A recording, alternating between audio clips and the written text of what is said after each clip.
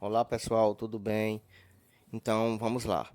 Hoje nossa aula será de filosofia. A gente vai dar continuidade falando sobre política antiga e medieval.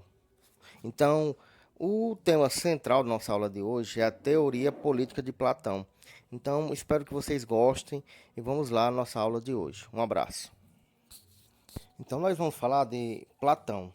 Então, Platão foi um dos grandes discípulos de Sócrates, e aí Platão ele vai usar a sua ideia e conhecimento que ele adquiriu com Sócrates para poder falar um pouco de política.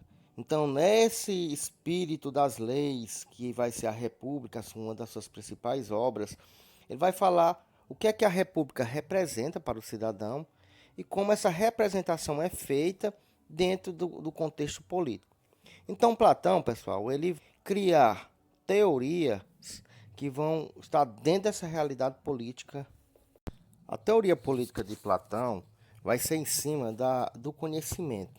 Então, nós vamos observar que Platão ele vai falar muito sobre a questão do conhecimento ele ser libertador. E também, através do conhecimento, o esclarecimento de tudo que pode estar diante dos nossos olhos. Então, diante disso, ele vai colocar na teoria da política na República é essa ideia de conhecimento. Quando se tem conhecimento, tudo é mais claro, tudo é mais próximo. E aí ele vai criar até a alegoria conhecida como a alegoria da caverna. Como vocês podem compreender, no mapa de conceitos acima, tem algumas ideias sobre Platão. Então ele vai falar de democracia, de cidade ideal, de mundo sensível, de classe, mundo de ideia e o sofocracia. Então Platão ele vai criar todas essas ideias para poder justificar o conhecimento. Então, a seguir, nós vamos falar um pouquinho sobre a alegoria de Platão da caverna, para a gente poder compreender esse processo filosófico. Então, pessoal, o mito da caverna vai se tratar da seguinte maneira. A gente pode compreender da seguinte forma, que nós somos sujeitos que estamos em construção de conhecimento. Então, ele ilustra essa ideia do mito da caverna com pessoas que estão presas, acorrentadas dentro de uma caverna. E essas pessoas, o conhecimento que elas têm é dessas sombras que são mostradas através de algumas imagens nas paredes da caverna. Então, nós vamos compreender que o saber racional ele é muito importante. O que é esse saber racional? É quando a gente pode refletir sobre o que a gente está enxergando diante dos nossos olhos. E esses homens eles vão enxergar apenas sombras que são reflexo. Essa sombra, que é o reflexo que está sendo transmitido dentro da caverna, é uma forma de que esses homens possam ficar aprisionados aos seus medos. Então, o que é esse medo? A gente, às vezes, tem um grande medo de encontrar um novo, de se refazer.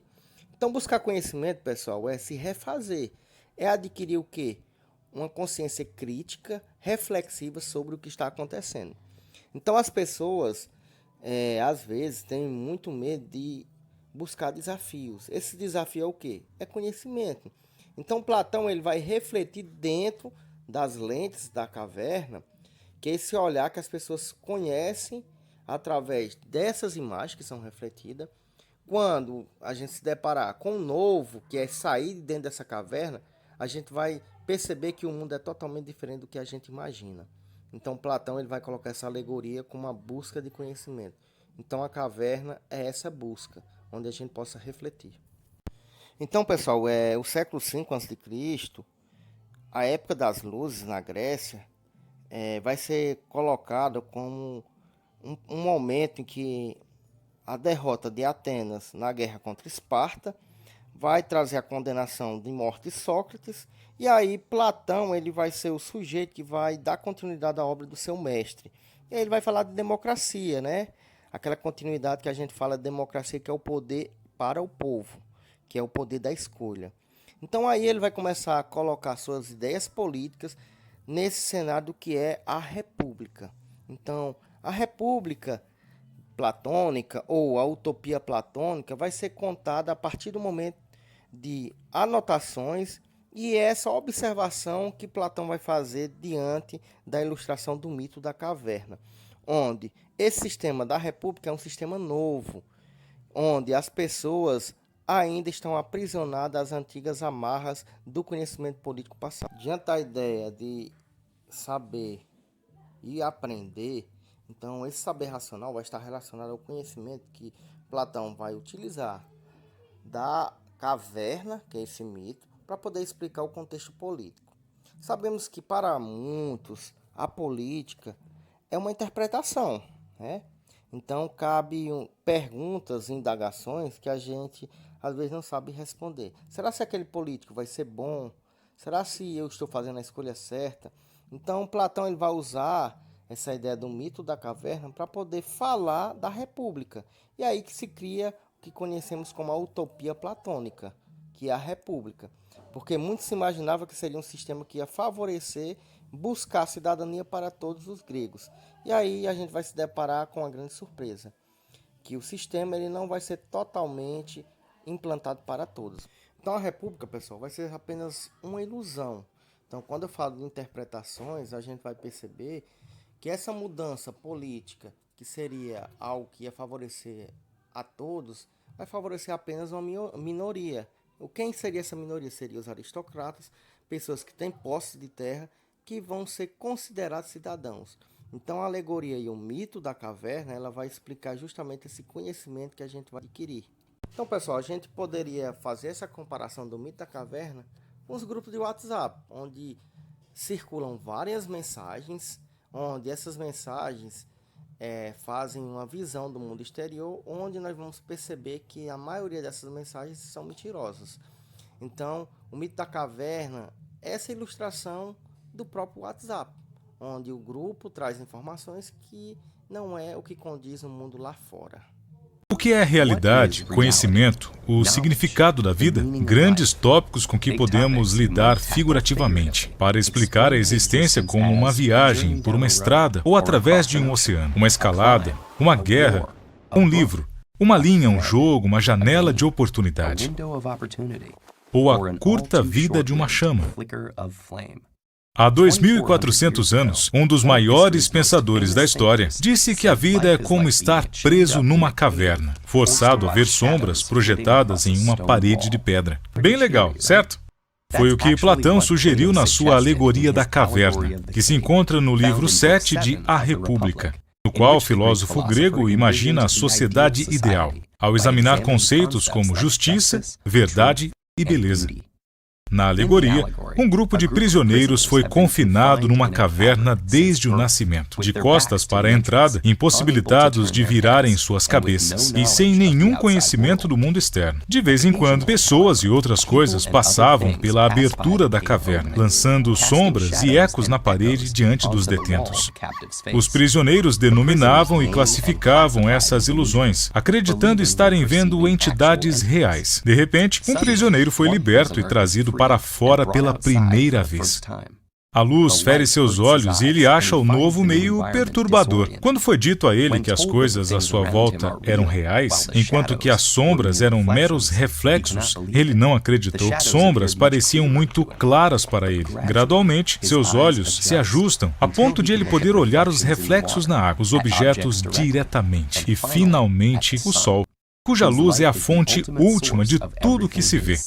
O prisioneiro retorna à caverna para compartilhar sua descoberta, mas ele não está mais acostumado à escuridão e tem dificuldade em ver as sombras na parede. Os outros prisioneiros pensam que a viagem o tornou idiota e cego e resistem violentamente a qualquer tentativa de libertá-los. Platão representa essa passagem como uma analogia de como é ser um filósofo tentando educar o público. A maioria das pessoas não estão apenas confortáveis na sua ignorância, mas são hostis a qualquer um que as mostre. Na verdade, o verdadeiro Sócrates foi sentenciado à morte pelo governo ateniense por perturbação da ordem social, e seu aluno Platão dispensa muito de A República, depreciando a democracia de Atenas e promovendo o direito dos reis filósofos. Com a parábola da caverna, Platão pode ter argumentado que as massas são muito teimosas e ignorantes para se governarem, mas a alegoria tem cativado a imaginação por 2.400 anos. Porque pode ser lida de várias maneiras. É importante dizer que a alegoria está associada à teoria das formas, desenvolvida em outros diálogos de Platão, que sustenta que, como as sombras na parede e as coisas no mundo físico são reflexos imperfeitos das formas ideais, como redondeza ou beleza. Desse modo, a caverna conduz a muitas questões fundamentais, incluindo a origem do conhecimento, o problema da representação e a natureza da própria realidade. Para os teólogos, as formas ideais existem na mente do Criador. Os filósofos de linguagem veem as formas como conceitos linguísticos. A teoria ilustra o problema de agrupar coisas concretas em termos abstratos. E outros ainda se perguntam se podemos realmente saber que as coisas fora da caverna são mais reais que as sombras. Em relação à nossa vida, podemos estar convictos no que pensamos que sabemos? Talvez um dia, uma centelha de luz pode abrir uma fenda nas nossas mais básicas presunções. Você se libertará para se esforçar em direção à luz, mesmo que isso custe seus amigos e família. Ou ficará com suas ilusões confortáveis e conhecidas? Verdade ou hábito? Luz ou sombra? Escolhas difíceis, mas se servir... Então, pessoal, finalizamos mais uma aula. Espero que vocês tenham refletido sobre a alegoria da caverna, e aí a gente pode trazer um ensinamento para os dias atuais. Busquem seu sol e não as trevas que estão diante da caverna. Então, o que é que isso significa? Conhecimento transforma o mundo, e o mundo é nós. Então, um abraço a todos.